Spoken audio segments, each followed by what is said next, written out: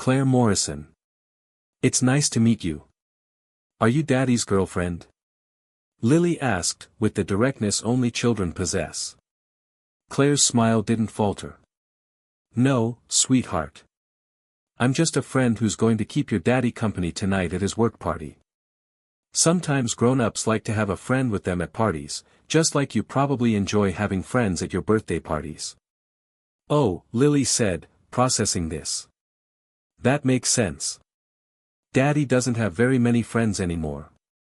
Not since Mommy went to heaven. The words hung in the air. Robert felt his throat tighten, but Claire's expression remained gentle, understanding without pity. Well, then I'm glad I can be his friend tonight, Claire said softly. The housekeeper, Mrs. Walsh, appeared from the kitchen. She had been with the family since before Jennifer's death and had helped raise Lily over the years.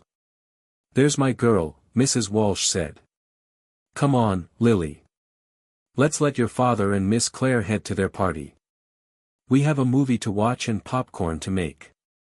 Can Claire stay for a little bit first? Lily asked. I want to show her my drawings. Robert started to explain that they needed to leave, but Claire caught his eye and gave a small nod. We have a few minutes, she said. So they found themselves in Lily's playroom, surrounded by toys, books, and the cheerful chaos of childhood. Lily proudly showed Claire her latest artwork, drawings of flowers, houses, and stick-figure families. This is Mommy, Lily explained, pointing to a figure with yellow hair. She's in heaven now. And this is Daddy and me. And this, she pointed to a blank space, is where someone new might go someday. But I don't know who yet. Robert's heart clenched. Claire knelt beside Lily, looking at the drawing with genuine attention. That's beautiful, Claire said. And you know what? It's okay not to know yet. Sometimes the best people come into our lives when we least expect them. After a few more minutes, they said goodbye to Lily and headed to Robert's car. The drive to the hotel where the gala was being held was quiet at first. I'm sorry, Robert said finally, regarding Lily's questions. She's at that age where she's very direct. Don't apologize, Claire said. She's lovely, and she's processing loss the way children do, openly and honestly. There's wisdom in that. She loved you immediately, Robert observed. She doesn't usually warm up to people that quickly. Claire was quiet for a moment. Children have good instincts about people. They haven't learned to pretend yet. Can I ask, Robert said carefully, how you ended up doing this work, the companion service, I mean, if that's not too personal. Claire looked out the window at the passing city. It's not too personal. I was a teacher for several years, elementary school. I loved it, but I had to step away to take care of my mother when she got sick. After she passed, I needed something flexible while I figured out what came next. A friend told me about this service, and I thought, why not? It's not what people think it is. It's actually quite meaningful sometimes, helping people through events that might otherwise be difficult for them. I'm sorry about your mother. Thank you. It was 2 years ago. She had Alzheimer's, and by the end, she didn't remember me. But I sat with her every day anyway, because love doesn't require memory. Robert found himself moved by her quiet strength. There was something genuine about her, something that made him understand why Lily had responded so warmly. The gala was everything Robert had expected. The ballroom glittered with chandeliers, elegant guests mingled with champagne flutes, and a string quartet played in the corner. His colleagues and their spouses greeted him, and for once, the greetings came without pitying looks or awkward questions about his personal life. Claire played her role perfectly. They assured him the companion would be appropriate, well-spoken, and comfortable in formal environments. Nothing more, nothing less. Now, standing in his bedroom adjusting his bow tie in the mirror, Robert wondered if he had made a mistake. But it was too late to back out. The doorbell would ring any moment. Daddy, Lily's voice called from downstairs. Someone's here. Robert took a breath and walked down the curved staircase. Through the tall windows, the evening light had turned golden, casting warm shadows across the marble entryway. When he reached the bottom of the stairs, he saw his daughter by the door. She wore her favorite pink dress with the tulle skirt that made her feel like a princess. Small white bows decorated her hair. She had insisted on dressing up because "Daddy's friend is coming." Standing at the doorway was the woman from the service. She was younger than Robert had expected, perhaps in her early 30s. Her long blonde hair fell in soft waves, and her elegant black dress looked refined without being showy. What struck Robert most was her smile. Warm and genuine, with a kindness in her eyes that couldn't be imitated. "You must be Lily," the woman said, kneeling to the girl's level. "My name is Claire. Your daddy asked me to accompany him to an event tonight. And I have to say, you look absolutely beautiful in that dress." Lily beamed. "It's pink. That's my favorite color. What's yours?" "Well, I've always liked blue," Claire answered thoughtfully. "Like the sky on a really clear day. But pink is wonderful too. It's cheerful." Robert stood nearby, momentarily forgotten, watching their interaction.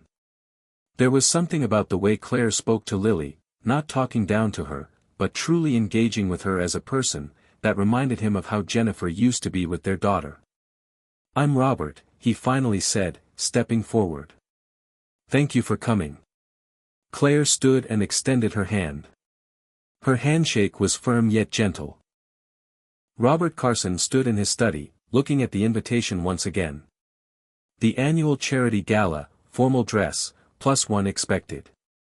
He was 42, a successful CEO, and for the third year in a row, he would be attending alone while everyone else arrived with their wives, husbands, or partners. His late wife, Jennifer, had loved these events.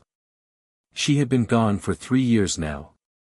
An illness had swept into their lives like a storm and taken her far too soon. Their daughter Lily had been only 3 then. Now she was 6, with her mother's brown hair and thoughtful eyes. Robert had tried dating again.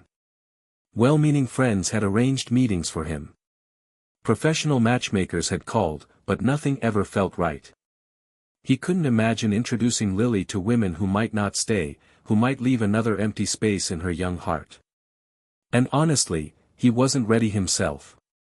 The grief had become something manageable, but his heart still felt closed, like a door locked for so long he no longer remembered where the key was. Still, the gala mattered. His company was the main sponsor. Showing up alone again would mean another evening of sympathetic looks and awkward conversations about his personal life. That was when his assistant Margaret mentioned a service. Professional companions for events. No pretense of romance, just someone who accompanies you to gatherings where being alone feels like wearing a sign that says, "incomplete." Robert had hesitated. It felt artificial, even dishonest. But Margaret explained gently, "It's not about pretending anything, Mr. Carson. It's simply having someone present who understands that sometimes we need a bit of support to get through difficult social moments. Think of it as hiring someone to help you through the evening, just as you would hire a specialist for any other professional need." So he made the call. The service was professional and discreet. But role wasn't quite the right word. Claire was simply herself, gracious, intelligent, able to converse about art, business, and life with equal ease. She didn't pretend to be his girlfriend or date. When people asked, she simply said she was a friend accompanying him. Somehow, that simple honesty made everything feel less artificial. During dinner, seated at a table with other executives and their partners, Claire charmed everyone with stories from her teaching days, the funny things children say and do, and the wisdom gained from spending time with young minds. "You must miss it," one of the wives said. "Teaching? I do," Claire admitted. "But I learned something important while caring for my mother. Sometimes life takes us on detours, and we have to trust there's a reason. Maybe I'm meant to do something different now. Or maybe I'll return to teaching with a new perspective. I try not to rush the journey." Robert found himself studying her as she spoke. There was a peacefulness about her, an acceptance of life's uncertainties that he envied. He had been so focused on controlling everything since Jennifer's death, on maintaining stability for Lily, that he had forgotten how to simply let things unfold. After dinner, during the dancing portion of the evening, Claire excused herself to call and check on a friend.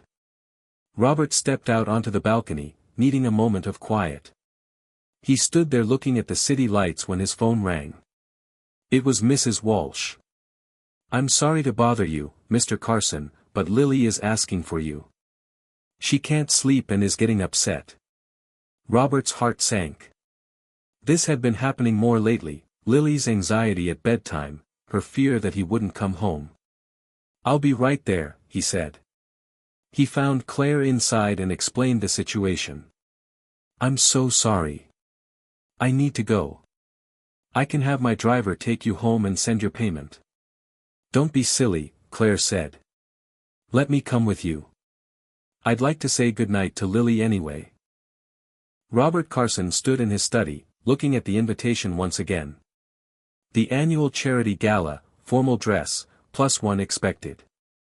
He was 42, a successful CEO, and for the third year in a row, he would be attending alone while everyone else arrived with their wives, husbands, or partners. His late wife, Jennifer, had loved these events. She had been gone for 3 years now. An illness had swept into their lives like a storm and taken her far too soon. Their daughter Lily had been only 3 then. Now she was 6, with her mother's brown hair and thoughtful eyes. Robert had tried dating again. Well-meaning friends had arranged meetings for him. Professional matchmakers had called, but nothing ever felt right. He couldn't imagine introducing Lily to women who might not stay, who might leave another empty space in her young heart.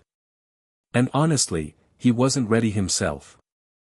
The grief had become something manageable, but his heart still felt closed, like a door locked for so long he no longer remembered where the key was. Still, the gala mattered. His company was the main sponsor. Showing up alone again would mean another evening of sympathetic looks and awkward conversations about his personal life. That was when his assistant Margaret mentioned a service. Professional companions for events. No pretense of romance, just someone who accompanies you to gatherings where being alone feels like wearing a sign that says, "incomplete." Robert started to protest, but something in Claire's expression stopped him. It wasn't pity, it was simply kindness. They drove back to the house in comfortable silence. When they arrived, Mrs. Walsh met them at the door.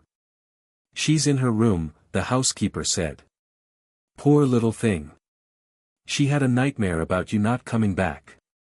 Robert's chest tightened. He hurried upstairs with Claire following at a respectful distance. Lily was sitting up in bed, her eyes red from crying. So he made the call. The service was professional and discreet. "And Mrs. Walsh loves you.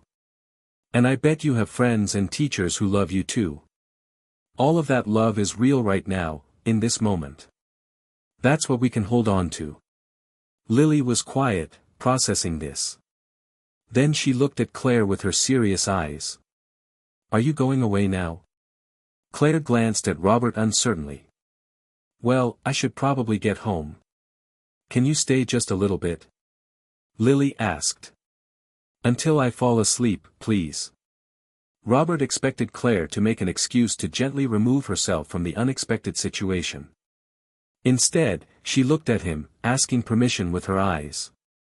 "If you don't mind," he said quietly. So Claire stayed. She sat in the rocking chair by Lily's bed while Robert lay down next to his daughter. In a soft voice, Claire began to tell a story, not from a book, but from her own imagination, about a little girl who was brave and kind, and who learned that love is stronger than fear. By the time the story ended, Lily was fast asleep, her hand in her father's. Robert carefully extricated himself and motioned for Claire to follow him downstairs. In the kitchen, he made tea while Claire sat at the counter. Mrs. Walsh had gone to bed, and the house was quiet except for the kettle's whistle. "Thank you," Robert said, handing her a mug. You didn't have to do that. I wanted to, Claire said. She's special, your daughter. She's dealing with something no child should have to, and she's doing it with such courage. She has nightmares sometimes, Robert admitted, speaking aloud something he rarely discussed, about leaving, about being alone. The grief counselor says it's normal for children to process loss differently than adults, that it comes in waves. It does for adults too, Claire said quietly. The waves, I mean. You think you're fine, and then something small happens, a song, a smell, a moment, and suddenly you're drowning in it all over again. Robert looked at her, really looked at her, and realized that this woman understood loss in a way most people didn't.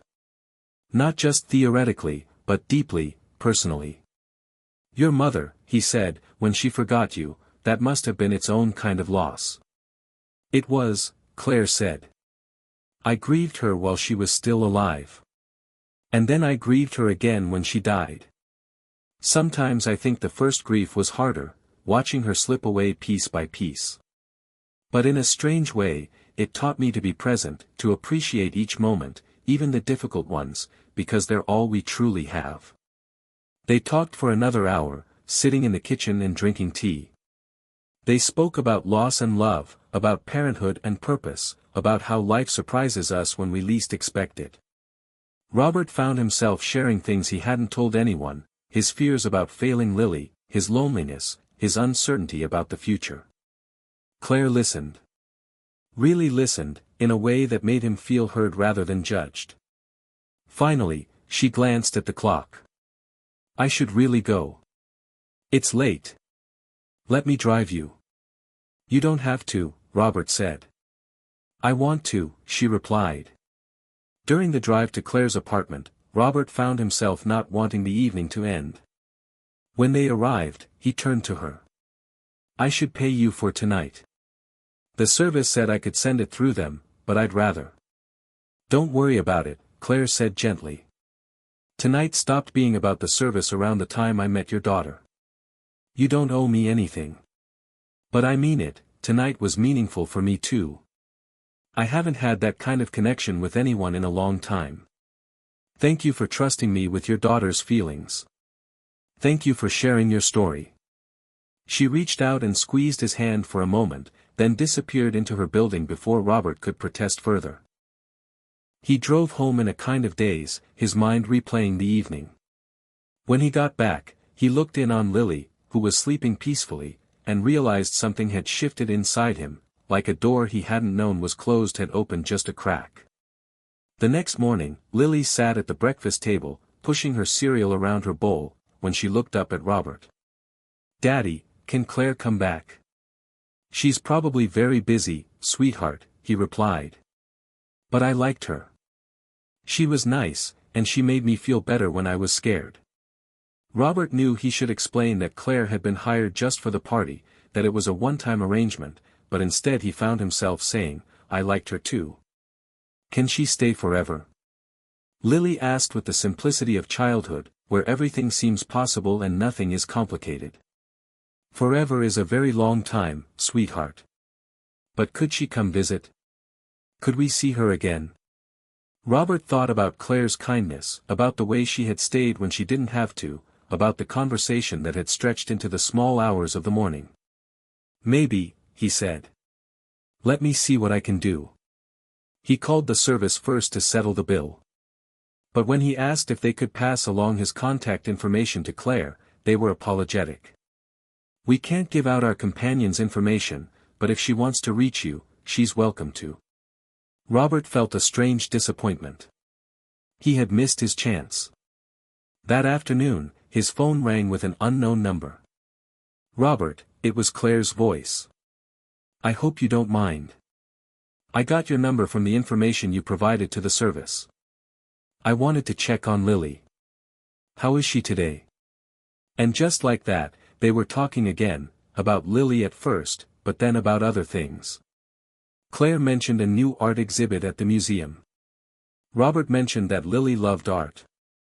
Claire said she'd love to take Lily sometime if Robert was comfortable with that. And Robert found himself saying yes. That first museum visit turned into others. Claire would come by on Saturday afternoons, and she and Lily would paint, draw, or read together.